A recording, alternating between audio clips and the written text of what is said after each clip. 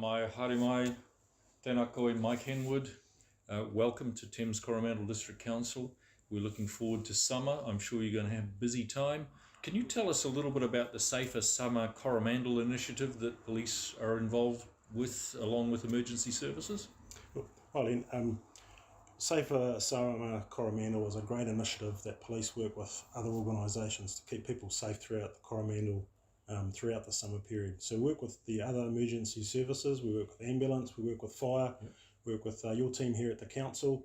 We also work with lifeguards, other organisations, just so we're all on the same page, all pulling in the same direction to keep people safe. Can you let us know, are all districts manned 24 hours over the summer period, and how long will the extra police be deployed through our district? Okay, so throughout this summer period, we bring in extra staff through from the rest of the Waikato area district into Coromandel particular. We also bring in extra staff from places like Auckland. It gets busy now, but basically from just after Christmas, those extra staff come in and they'll be here and present and working, the majority of them up to the 5th of January. That extra staff really bolsters our resources here in Eastern Waikato. It's well over and above what we normally have. So there's 24/7 response throughout the greater Eastern Waikato area, so that supplements the existing staff we have here. It means we can really respond to events as they happen, particularly with our large crowds and busy roads. That's great news. Mike, team policing around the Whangamata area, Williamson Park, and through major events through that period, and particularly a question around youth drinking. Can you give us an idea of what your strategy is through there?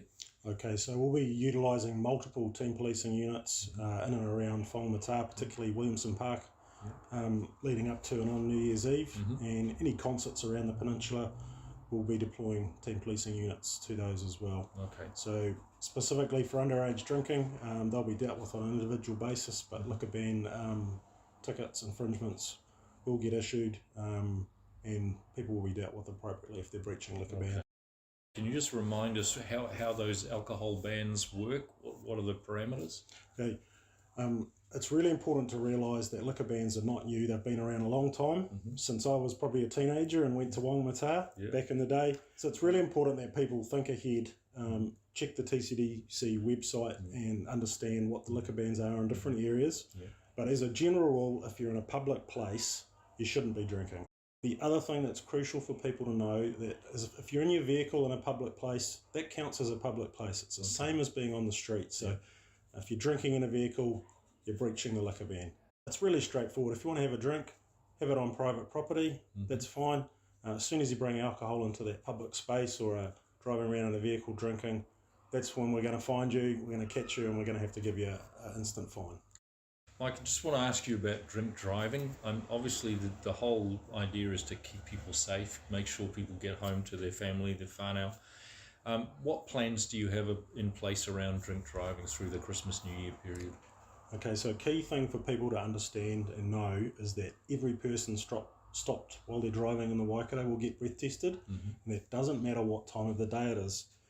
Even if you're stopped at 9 AM in the morning, you can expect to get breath tested, because unfortunately we as police, we catch drink drivers at that time of the day, either still drunk from overnight or they've actually started drinking that time of the morning. Now, our impairment prevention team, which is more commonly known as the booze bus, they will be coming over to the Coromandel Peninsula. They will be out and about. So it's really a choice. You're either going to be able to drive your vehicle or you're going to have some drinks. Make that choice, because as soon as you've had one drink, you're compromised. That's our advice. Make a choice between the two. The other thing you need to think about when you're driving on the roads is just allowing extra time to get places. Being patient. There's a lot of slower vehicles on our narrow Coromandel roads at this time of the year. There's caravans and boats, so people will need to be a little bit more patient and wait for a good opportunity to pass. And conversely, if you're towing your boat, be really considerate of others, and if you've got a safe opportunity to pull over and let people pass, do so. And the real thing here is just around your mindset. Hey, you're on holiday and you're not stuck in traffic, you're part of traffic. So you need to take your time, turn the radio up, listen to a podcast, just relax, and we'll all get there safely.